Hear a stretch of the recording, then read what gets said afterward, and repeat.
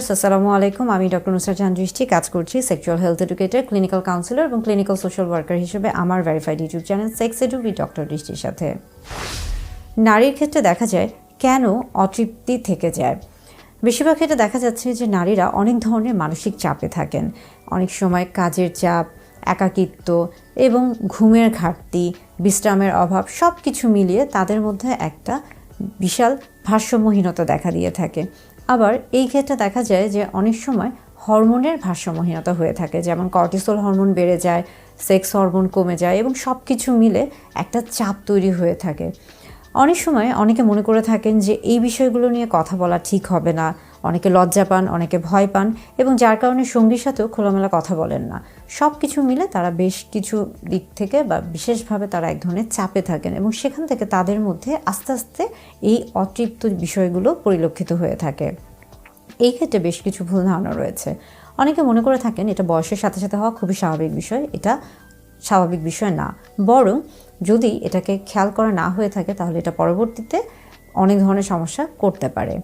অনেকে মনে করে থাকেন নারীর ক্ষেত্রে তৃপ্ত অতৃপ্তর ব্যাপারটা কেন থাকবে, এটাও ভুল ধারণা।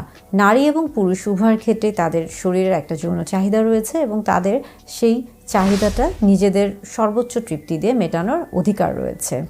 অনেকে মনে করে থাকেন এটা আস্তে আস্তে ঠিক হয়ে যাবে, এই বিষয় নিয়ে কথা বলা ঠিক না। এমনটাও না। যখন এই জাতীয় কোনো সমস্যা খেয়াল করে থাকবেন তখন অবশ্যই যত দ্রুত সম্ভব আপনার সঙ্গীর সাথে খোলামেলা কথা বলার চেষ্টা করতে হবে এবং পরবর্তীতে যদি এই সমস্যার সমাধান না করা সম্ভব হয়ে থাকে তাহলে কিন্তু অনেক বড় ধরনের সমস্যা তৈরি হয়ে থাকবে। এই ক্ষেত্রে কি করা উচিত?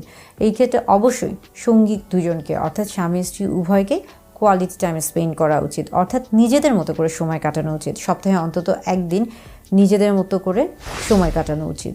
পাশাপাশি নো মোবাইল কাপল টাইম, অর্থাৎ ডিজিটাল ডিভাইস থেকে অন্তত 30 মিনিট মোবাইল ফোন থেকে শুরু করে সকল ধরনের ডিজিটাল ডিভাইস থেকে নিজেদেরকে একা রাখতে হবে। অর্থাৎ স্বামী স্ত্রী যেই জায়গাটায় থাকবে সেখানে অন্য কোনো ধরনের তৃতীয় কোনো ব্যক্তি বা বস্তু কোনো কিছুর আদান প্রদান থাকবে না। পাশাপাশি প্রত্যেকটা বিষয়কে অবশ্যই কমিউনিকেশনের মাধ্যমে অর্থাৎ যোগাযোগের মাধ্যমে অবশ্যই কথা বলতে হবে এবং এই ক্ষেত্রে কনসেন্টও খুবই গুরুত্বপূর্ণ একটা বিষয়, অর্থাৎ প্রত্যেকটা বিষয়ে সম্মতি থাকতে হবে দুজনের ক্ষেত্রে, স্বামী স্ত্রীর ক্ষেত্রে। অর্থাৎ এই ছোটো ছোটো বিষয়গুলোকে যদি খেয়াল করা হয়ে থাকে তাহলে খুব সহজেই নারীর যে অতৃপ্তি রয়েছিল সেটা খুব সহজেই মেটানো সম্ভব এবং একজন নারী খুব সহজেই সর্বোচ্চ যৌন তৃপ্তি লাভ করতে পারবেন।